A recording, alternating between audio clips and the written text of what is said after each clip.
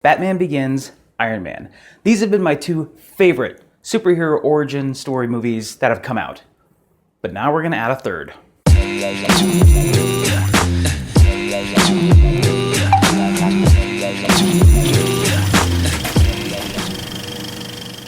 Wonder Woman! That was creepy, I just had to do the... Moving on. Finally, we have Wonder Woman, directed by Patty Jenkins and starring Gal Gadot and Chris Pine. Now, unless you've been living under a rock, you know that Wonder Woman has come out. I'm gonna say this right up front, that this origin story is the introduction that Wonder Woman deserves. Now, growing up, I dabbled in comics, but I never had Wonder Woman in my collection. I mostly had like X-Men comics and Spawn comics and Darker Image comics. So Wonder Woman was never really on my radar. So really, when it comes to Wonder Woman, I knew nothing. Her abilities, her backstory, zero. So as far as expectations go, I was a clean slate. I heard this movie was great. I had already heard the reviews. I had heard the hype, but now I wanted to see it deliver.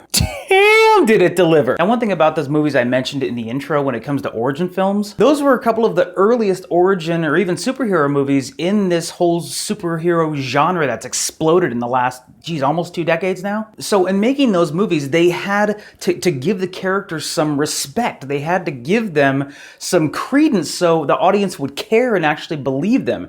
Then they had to take those developed characters and spin an interesting story that was just as interesting as the character. If they didn't do those two things, we as an audience wouldn't care. The care and respect the writers, director, and actors gave Wonder Woman and Diana is on par with some of the best superhero movies I've seen up to this point. And it is certainly at the top of the deck when it comes to the DC Universe movies. It just is. Near the top because the Batman Nolan trilogy, Gal Gadot plays Diana. I'm going to be referring to her as such, Diana, because I don't think once in this whole movie was Wonder Woman referenced. It was Diana, and I think that was a really smart thing to not even attempt to bring the name Wonder Woman into it because we care about Diana. We care about this character, not just about who she's going to become. We care about Diana. We're introduced to Diana on the island of Themyscira, which is completely inhabited by the Amazons. The Amazons are warriors, all women, and all of them badass. Kind of like 300, but with women and more awesome. One of the main reasons that the Amazons are such deadly warriors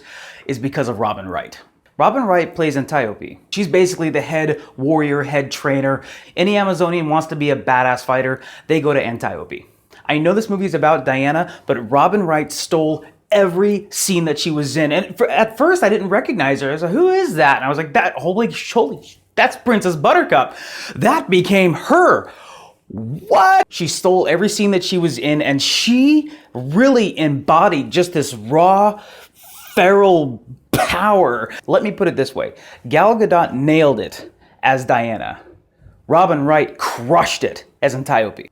Chris Pine plays Steve Trevor, and he comes into the mix when his plane crash lands on the shores of Themyscira, and he is saved by Diana. And now we have our movie off and running. I really like Chris Pine for a number of reasons in this movie. I mean, first, obviously, Chris Pine, he's as an actor, as a character, he's just inherently funny. I don't even know if he tries to be, but he's such he can play things so straight that you're still laughing at what he's saying, but you still believe the character. You still trust that he's a genuine character. And that brings me to the second reason. I feel like his character served the purpose of the audience. What I mean by that is a lot of things he said in the movie were what a lot of the audience members were thinking. They may see something, they don't know what it is, and he would just straight up ask. At one point, he's tied up with the golden lasso when he's being interrogated, basically.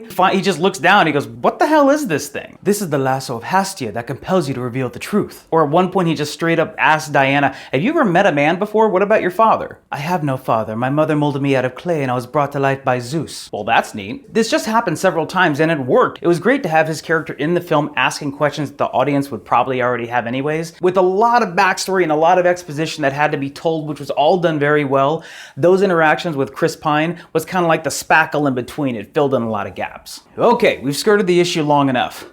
Gal Gadot as Diana. It's really kind of hard to know where to begin. So I'll just begin this way. Gal Gadot, thank you. Keep in mind, I never read the comics, so I am definitely not saying, yeah, she played exactly the Diana from the I'm not saying that at all. I'm saying that myself as a moviegoer, as watching a film I wasn't even sure I was gonna like, I really liked the Diana that Gal Gadot showed me. Gal Gadot as Diana gave this movie a number of things that I haven't seen in many superhero movies up to this point. Maybe a couple, and two specifically are heart and dimension to the character. Granted, I've seen a lot of dimension in superhero characters, but the heart you don't usually see. And I really felt she brought this out in Diana. There were so many opportunities that this character could have been taken in a one-dimensional direction, and Gal Gadot just didn't do that. She could have made the character just, for lack of a better word, a stereotype, and she didn't. She broke all of those down, or pretty much all of those down as far as I'm concerned, and really made me like, I'm gonna say it, Wonder Woman, and I didn't think I would ever really say that. The time period of the movie is around World War I, so when she goes from Themyscira to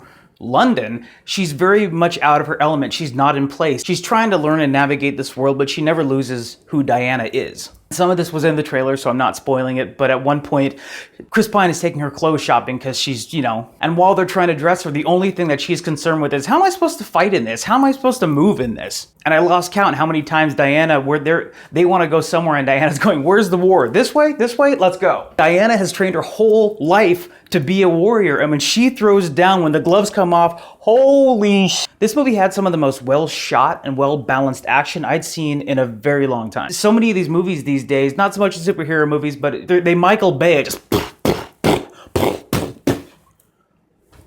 the action gets so big that you just get numb to it. You really don't care all that much. It was well balanced because you always wanted, not always, most of the time wanted just a little bit more. You just wanted one more little punch to the gut. And a few times the director went, okay, here you go. They picked those moments very carefully. And the handful of times, there was a lot of action, but the handful of times where something just really just happened. You know that that reaction you get, like it's totally involuntary, where you go completely, huh? And then your eyes get big, and then you kind of...